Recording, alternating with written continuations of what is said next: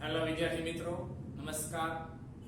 ધોરણ 12 વાણિજ્ય વ્યવસ્થા અને સંચાલન, જેમાં પ્રકરણ નંબર 9 માં નાણાકીય બજારમાં વિદ્યાર્થી મિત્રો આગળ આપણે જે શેર બજારનો ખ્યાલ શરૂ કર્યો હતો, હવે તેમાં આપણે જે છેલ્લે ડીમેટ ખાતાનો ખ્યાલ તથા ડિપોઝિટરીની જે સંસ્થાઓ વિશે આપણે પરિચય મેળવ્યો.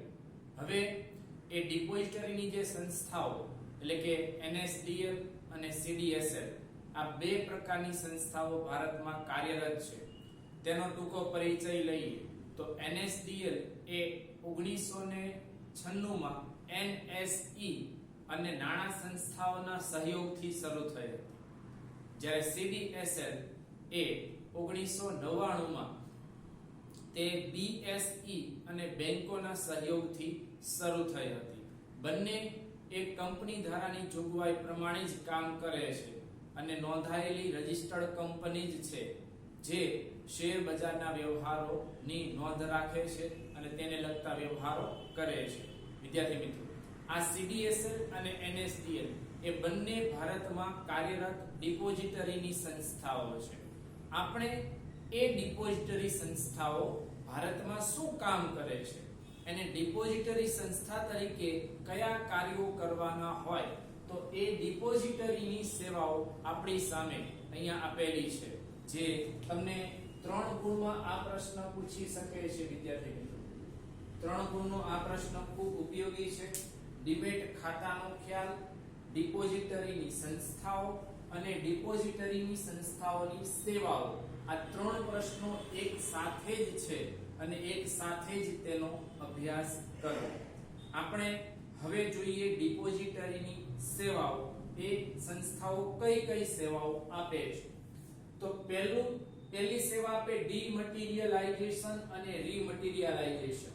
આ તમને આગળ ડીમટીરીયલાઇઝેશન નો ટૂંકો અર્થ ગયા વિડિયો લેક્ચરમાં આપણે સમજ્યા હતા કે ડીમટીરીયલાઇઝેશન એટલે કે ભૌતિક સ્વરૂપની જામીનગીરીઓનું ઇલેક્ટ્રોનિક સ્વરૂપમાં રૂપાંતર કરવું અને જાળવવું, એને ડીમટીરીયલાઇઝેશન કહેવાય. તેનું ઊંધું એને રીમટીરીયલાઇઝેશન કહેવાય કે ઇલેક્ટ્રોનિક સ્વરૂપે ધારણ કરેલી જામીનગીરીઓને ભૌતિક સ્વરૂપે આપવી, એટલે કે એના ભૌતિક સ્વરૂપે એને પૂરી પાડવી, તો એને આપણે રીમટીરીયલાઇઝેશન તરીકે ઓળખવામાં આવે, અથવા એનું રૂપાંતર કરવું એમ કહેવાય. ઇલેક્ટ્રોનિક સ્વરૂપમાંથી ભૌતિક સ્વરૂપમાં રૂપાંતર કરવું હોય તો રીમટીરીયલાઇઝેશન, અને ભૌતિક સ્વરૂપમાંથી ઇલેક્ટ્રોનિક સ્વરૂપમાં રૂપાંતર કરવું હોય તો એને ડીમટીરીયલાઇઝેશન તરીકે ઓળખવામાં આવે છે. આ સેવા આ કામ કરવાનું કાર્ય ડિપોઝિટરી સંસ્થાઓ કરે છે. રોકાણકારની ભૌતિક સ્વરૂપની જામીનગીરીઓને ડીમટીરીયલાઇઝેશન દ્વારા ઇલેક્ટ્રોનિક સ્વરૂપે જાળવે છે. એટલે કે ભૌતિક સ્વરૂપની જામીનગીરીઓને ઇલેક્ટ્રોનિક સ્વરૂપમાં જાળવવાનું, એટલે એને ડીમટીરીયલાઇઝેશન. જે ડીમેટ ખાતામાં એ જામીનગીરીઓની જાળવણી કરે છે. હવે જે ડિપોઝિટરી સંસ્થાઓ છે, એ આ જામીનગીરીઓ ચોરાઈ જવાનો કે નષ્ટ થવાનો એને ભય રહેતો નથી, કારણ કે તે ડિપોઝિટરી સંસ્થાઓ એને સાચવે છે. આ અર્થમાં ડિપોઝિટરી એ જામીનગીરીઓની જાળવણી કરતી એક બેંક પણ ગણાય. જેમ આપણા નાણાંને સાચવવા માટે આપણે બેંકમાં નાણાં મૂકીએ છીએ, તેમ આપણી જામીનગીરીઓને સાચવવા માટે આપણે તેને ડીમેટ ખાતામાં મૂકવા પડે છે. ડીમેટ સ્વરૂપે જળવાયેલી જામીનગીરીઓનું રોકાણકારની ઈચ્છા અનુસાર રીમટીરીયલાઇઝેશન પણ થાય છે.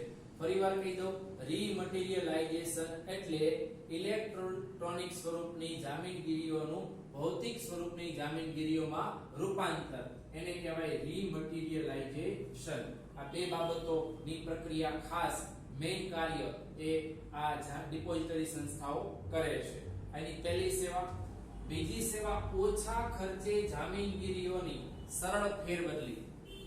ઓછા ખર્ચે જામીનગીરીઓની સરળ ફેરબદલી એટલે તમારી પાસે કોઈ કંપનીના શેર છે અને તમારે એને વેચી દેવા છે, તો એ તમે સરળતાથી ઓછામાં ઓછા ખર્ચે, દલાલી જે બ્રોકરેજ ચાર્જ લાગે એ ઓછામાં ઓછા ખર્ચે તમે વેચી શકો છો.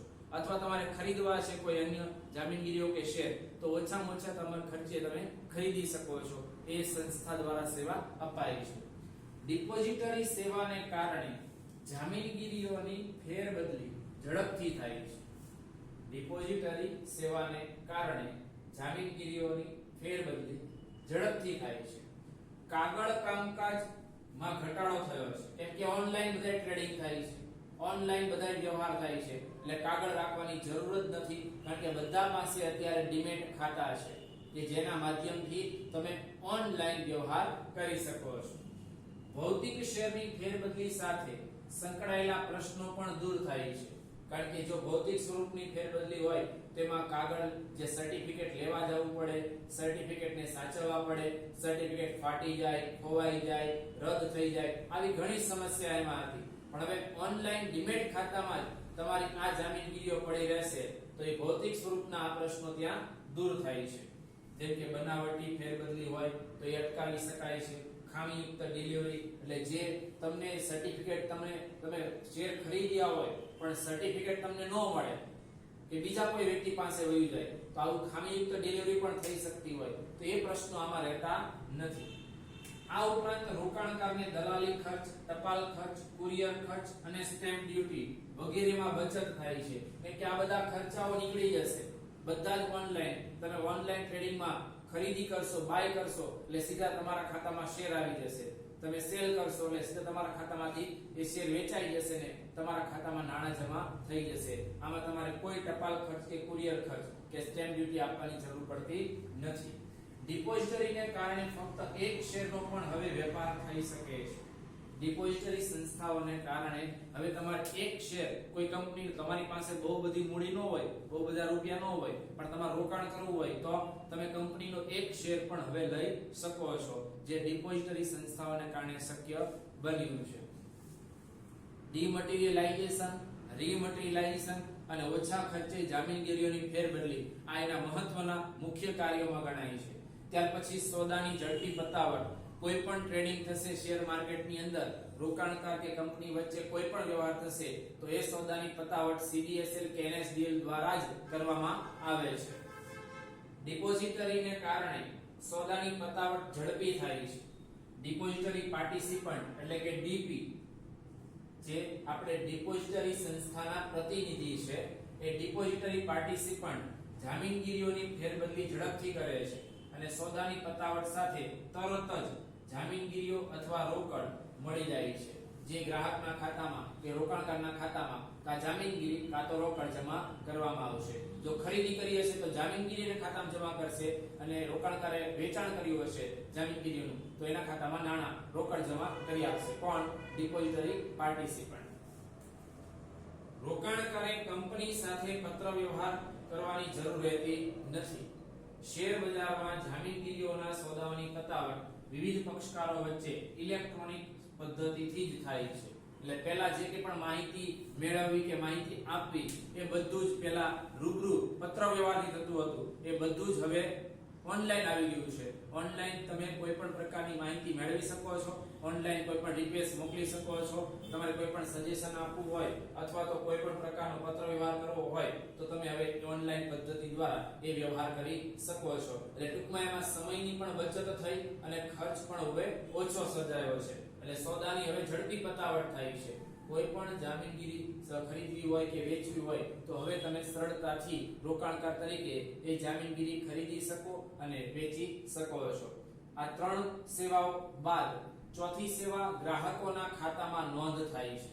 તમે રોકાણકાર કે ગ્રાહક છો, તમે કોઈ જામીનગીરીની ખરીદી કરી કે કોઈ જામીનગીરીનું વેચાણ કર્યું તો એની તરત તમે જેવો એ વ્યવહાર કરશો એવી જ નોંધ ગ્રાહક એટલે કે રોકાણકાર એટલે કે તમારા ખાતામાં એની નોંધ થાય છે, જે ડીપી દ્વારા આ વ્યવહાર થાય છે, પણ CDSL કે NSDL દ્વારા એનું કન્ફર્મેશન આપવામાં આવે. ત્યારબાદ રોકાણકારને કંપની તરફથી મળવાપાત્ર બોનસ શેર, હકના શેર ઉપરાંત જાહેર ભરણા દ્વારા ફાળવવામાં આવેલા શેર ઇલેક્ટ્રોનિક પદ્ધતિથી ગ્રાહકના ખાતામાં જમા કરે છે.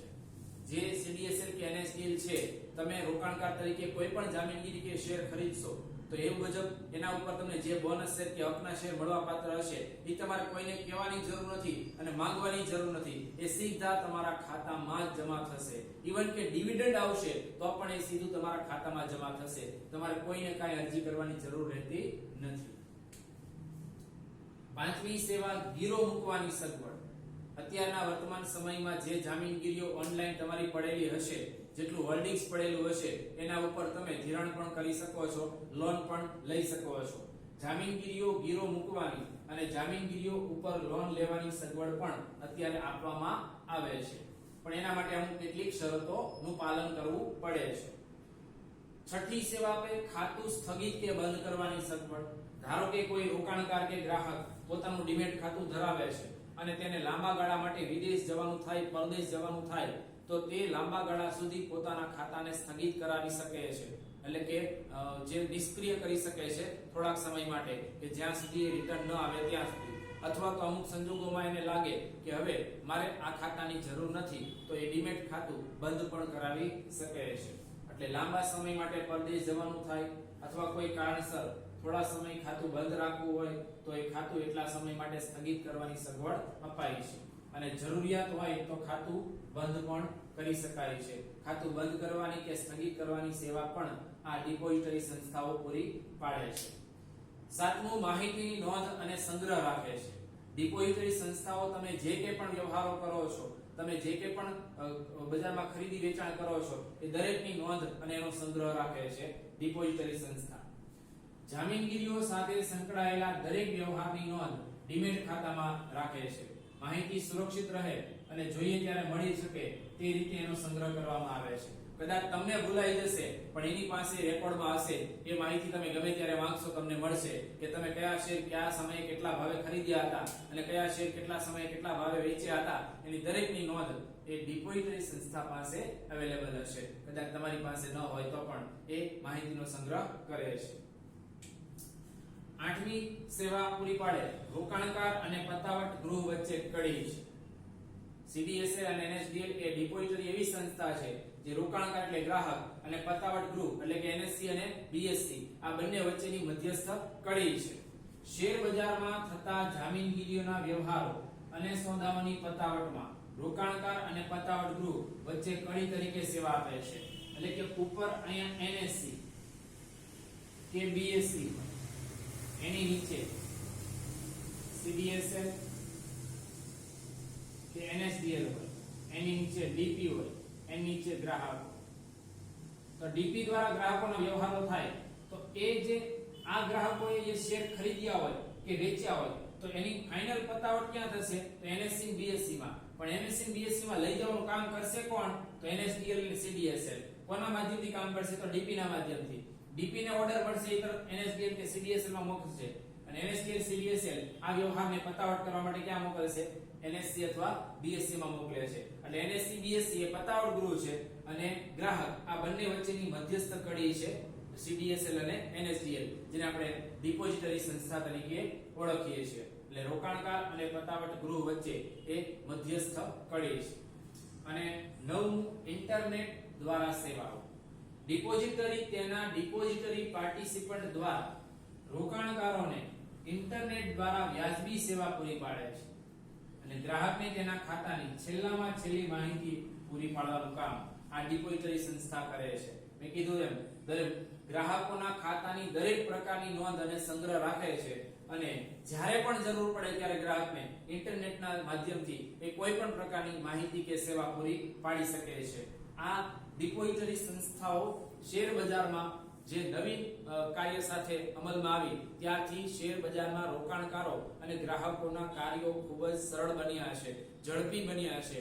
વ્યક્તિ ખૂબ જ ઝડપથી પોતાના સોદાઓ કરી શકે છે. શેર કે જામીનગીરીઓની ખરીદી અને વેચાણ કરવામાં એને સરળતા રહે છે. એટલે આ જે ડિપોઝિટરી સંસ્થાઓ છે તે કુલ 9 પ્રકારની સેવાઓ પૂરી પાડે, જેમાંની આ એની સૌથી મહત્વની સેવાઓ 1, 2 અને 3 કે જે ડીમટીરીયલાઇઝેશન અને રીમટીરીયલાઇઝેશન નું કાર્ય, ત્યાર પછી ઓછા ખર્ચે જામીનગીરીઓની સરળ ફેરબદલી કરી આપે અને સોદાની ઝડપી પતાવટ આ એના મુખ્ય અને અગત્યના કાર્યોમાં ગણાય. આ સિવાયના બાકીના 6 કાર્યો પણ એ ડિપોઝિટરી સંસ્થા દ્વારા થાય છે. વિદ્યાર્થી મિત્રો, આ ડિપોઝિટરીની વાત કરી, ડીમેટ ખાતાનો ખ્યાલ અહીંયા પૂર્ણ થાય છે. ડીમેટ ખાતામાં ફરીથી યાદ કરી લો કે ડીમેટ ખાતું એ કોણ ખોલાવી શકે, કોના માટે છે? તો કે અત્યાર સુધી જે ભૌતિક સ્વરૂપની જામીનગીરી હતી, હવે તેને ઇલેક્ટ્રોનિક સ્વરૂપે જાળવી શકાય છે.